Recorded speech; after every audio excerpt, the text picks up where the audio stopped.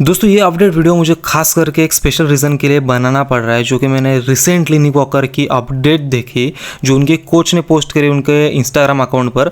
और गाइज जो फोटो था निक वॉकर का, अभी आपको तो पता है न्यूयॉर्क प्रो में खेलने वाले और बहुत ही कम दिन बचे न्यूयॉर्क प्रो के लिए। मैं काफ़ी दिनों से आपको यही चीज़ कह रहा था कि निक वॉकर डेली जो पोस्ट करते हैं उनसे उनको जज बिल्कुल मत करना। जब वो कॉन्टेस्ट शेप में आ जाएंगे 3-4 हफ्ते पहले या फिर 2-3 हफ्ते पहले, पीक वीक में तो उनकी फिजिक अलग लेवल की ही दिखेगी, आपको कंप्लीटली चेंज हो जाता है। बट सबसे पहले मैंने एक चीज़ नोटिस करी उनकी फिजिक में, जो लोग कहते हैं कि उनकी वेस्ट चौड़ी हो गई है। Yes definitely slightly bigger than previous, but जो उनके लैट्स है आप देख सकते हो कितने ज़्यादा फुल के बाहर करके आ रहे हैं। मतलब जो लोअर लैट्स थे उन्होंने और ज़्यादा ग्रो करे हैं। एंड दूसरी इंप्रूवमेंट उनके लेग्स में, डेफिनेटली लेग्स का जो आउटर स्विप्स है वो अभी बढ़ने लगे हैं। आर्म्स की तो मैं बात करने ही नहीं वाला, बिकॉज जब से उन्होंने बॉडी बिल्डिंग में स्टेप करा है तब से उनके आर्म्स उनका एक स्ट्रॉन्गेस्ट पॉइंट रहा है, पॉइंट ऑफ रिमेंबरिंग रहा है। और इसीलिए गाइज हम बात करेंगे उनके और ऑल फिजिक के बारे में, जिसमें कि सबसे ज़्यादा ध्यान हमारा आकर्षित करे उनके lats. What a massive physique, what a massive V taper, जो वी टेपर उनका आ रहा है। और उनके कोच ने कैप्शन लिखा एंटी वैक्यूम क्लब। इसका मतलब तो आप सभी को पता लग गई होगा कि क्या है। और जो निक वॉकर की अभी फोटो वायरल हो रही है जिसमें उनको वैक्यूम लगा है। Yes, to be honest practically इतना अच्छा वैक्यूम निक वॉकर नहीं कर पाएंगे इतने ज़्यादा बॉडी वेट के ऊपर, या फिर जो उनका मिड सेक्शन है, उनका गट है पहले से इतना लटका हुआ है कि वो उतना ज़्यादा कंट्रोल में नहीं रख सकते उनको। बट अगर आपको क्या लगता है ये फिजिक लेके वो स्टेज पे आएंगे इस वैक्यूम के साथ, देन वो फिजिक कैसे लगेगी?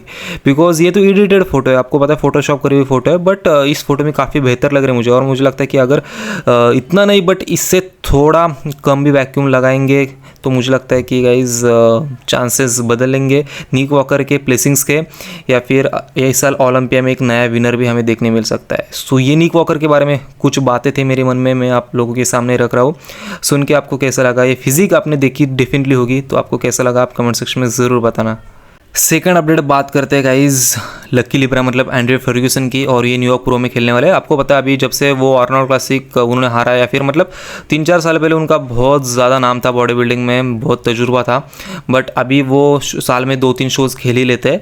बट गाइज इस बंदे को मैंने उनके प्राइम से देखा है और इसलिए मैं लकी लिब्रा का हमेशा फ़ैन रहूँगा, चाहे वो प्लेस हो जाए चाहे वो प्लेस ना हो जाए। बिकॉज इनकी फिजिक, इनकी मिड सेक्शन, इनकी बैक मुझे बहुत ही ज़्यादा अच्छी लगती है मेंस फिजिक में। और अगर पिछले साल भी वो वही कंडीशन मतलब मेंटेन करते, अगर उनका कंडीशन में डाउनफॉल नहीं होता, देन रैन डेरिक के पास मतलब रैन डेरिक की जगह इनका भी जीतना हो सकता था। डेफिनेटली ये भी पुराना एथलीट है, मतलब जब मेंस फिजिक इवॉल्व होना चालू हुई थी तब से उन्होंने मेंस फिजिक कैटेगरी को पकड़ के रखा है और खुद के फिजिक में भी उस हिसाब से चेंजेस करे। So guys I am very much huge fan of lucky Libra, और मैं चाहता हूँ कि वो न्यूयॉर्क प्रो जीते और ओलंपिया में भी अच्छा करे।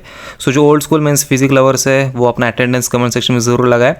और गाइज जैसे अपडेट्स मैं डेली दे रहा हूँ तो चैनल को सब्सक्राइब करना तो बनता है यार आपका, मतलब एक सब्सक्राइब के लिए आप कितना देर रखोगे मुझे।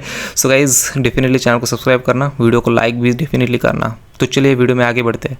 थर्ड अपडेट आता है गाइज स्टीफन के बारे में। स्टीफन की तरफ हम जाते हैं। तो गाइज इनकी जो फिजिक है अभी उनका 5th वीक है प्रेप में। गाइज मैं ये नहीं कह रहा कि ही इज़ 5 वीक्स आउट, उनका प्रेप में अभी 5th वीक है, मतलब लगभग 30 डेज उन्होंने कंप्लीट करे और कुछ इस तरीके से उनकी फिजिक लग रही है। शो में कौन से कंप्लीट करे वो तो अभी ऑफिशियल अनाउंसमेंट नहीं हुई है, बट लोग कहते थे कि ये बंदा जैसे इंस्टाग्राम पे दिखता है वैसे रियल में नहीं लगता। येस डेफिनेटली उस हद तक इल्यूजन स्टेज पे नहीं बनता, बट अपर बॉडी ऐसे ही लगती है उनकी स्टेज पे भी, ये चीज़ मैंने नोटिस करी बहुत अच्छे से। और अभी इतना अच्छा ऑफ सीजन लगाने के बाद वो कंप्लीट करने आ रहे तो इम्प्रूवमेंट हम डेफिनेटली एक्सपेक्ट कर सकते हैं। वो एक्सपेक्टेशन पे खरे उतरते हैं या नहीं ये उनके पास में, उनके कंट्रोल में है। बट लेट्स सी, मैं तो बहुत ज़्यादा एक्साइटेड हूँ इस साल में भी, बिकॉज अगर ऐसा कोई बंदा आके डायरेक्ट टॉप 8 में आ जाएगा देन उनका भी नाम बनना चालू होगा। बिकॉज जो हमारे विजली विजर्स है वो भी टॉप 8 में आते थे और डायरेक्ट उन्होंने आर्नोल्ड क्लासिक जीता है। सो जजेस के प्रेफरेंस बदलते रहेंगे, इंपॉर्टेंट है कि एथलीट किस तरीके से फॉलो करता है।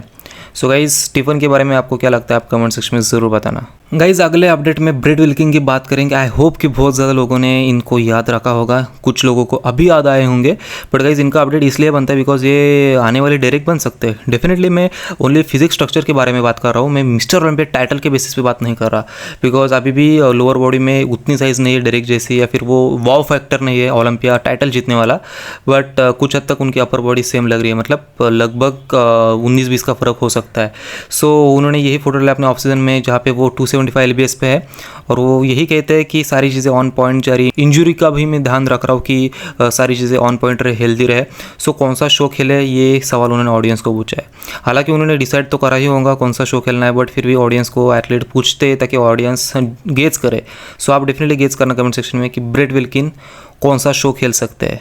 लास्ट अपडेट में गाइस मैं बात करने वाला हूँ बहरूज तबानी की, और जो मेरे हिसाब से इस साल में बॉडी बिल्डिंग में, मेंस ओपन बॉडी बिल्डिंग में गेम चेंजर हो सकते हैं, वो हो सकते हैं बहरूज तबानी। यस गाइस, उनके फिजिक में थोड़ी सी विड्थ की विड्थ की ज़रूरत है, जो कि मैं कहूँगा उनके शोल्डर्स में, जो कि मैं कहूँगा उनके लोअर लैट्स में, जो कि मैं कहूँगा उनके लेग्स में। डेफिनेटली लेग्स में विड्थ मतलब जो उनके आउटर स्ट्रिप से और ज़्यादा ग्रो होनी चाहिए, या फिर ओवरऑल क्वाड्स में और ज़्यादा मास ऐड ऑन होना चाहिए, जो कि वो धीरे धीरे करेंगे। मतलब 2-3 सालों में 3-4 केजीज क्लीन मसल मास वो अपने फिजिक पे पुट ऑन कर सकते हैं।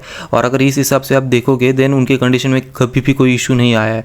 और अगर आपको पता है जजेस का जो क्राइटेरिया अभी मेंस ओपन में चल रहा है कंडीशन पे बेस्ड, उसमें तो खरे उतरे थे बहरूज तबानी हर बार, और मतलब एक अलग लेवल की ही उनकी कंडीशन आती है। तो अगर बहरूज तबानी का नाम आता है देन एक चीज़ कन्फर्म है कि वो आउट ऑफ कंडीशन कभी नहीं आएंगे। 99% चांसेस तो है ही नहीं इस चीज़ के होने के। सो गाइज मैं चाहता हूँ कि इनके जैसा बॉडी बिल्डर जो कंडीशन को प्रायोरिटी रखता है आज भी, उसको सक्सेस मिले बॉडी बिल्डिंग में बहुत आगे जाए और हार्डी चुपन जैसा ही नाम बनाए, बिकॉज ये भी गल्फ कंट्री से आते हैं। और अगर फिजिक की बात होती है देन ये छोटा सा पोजिंग वीडियो देख सकते हो जहाँ की उनकी अपर बॉडी मुझे पहले से इंप्रेसिव लगती है, बट अभी भी फुलनेस और ज़्यादा ऐड ऑन करा है उन्होंने। सो डेफिनेटली देखते हैं एक फाइनल आउटकम क्या निकल करके आता है स्टेज पे। सो ये आज के अपडेट्स थे गाइज। आई होप आपने चैनल को सब्सक्राइब किया होगा, जो बंदा नहीं देख रहा है ये वीडियो सबसे पहली बार देख रहा है। सो गाइज ये ऐसे ही प्यार आप वीडियो में देना, जितने भी व्यूज़ आ रहे guys I am to be honest, मैं आप लोगों के लिए ही वीडियो बना रहा हूँ। जो अननोन लोग देख रहे हैं उन लोगों को एक नया एक्सपीरियंस डेफिनेटली इस वीडियो थ्रू मिलेगा। Thank you so much for watching it. See you soon, love you all, stay tune for the next.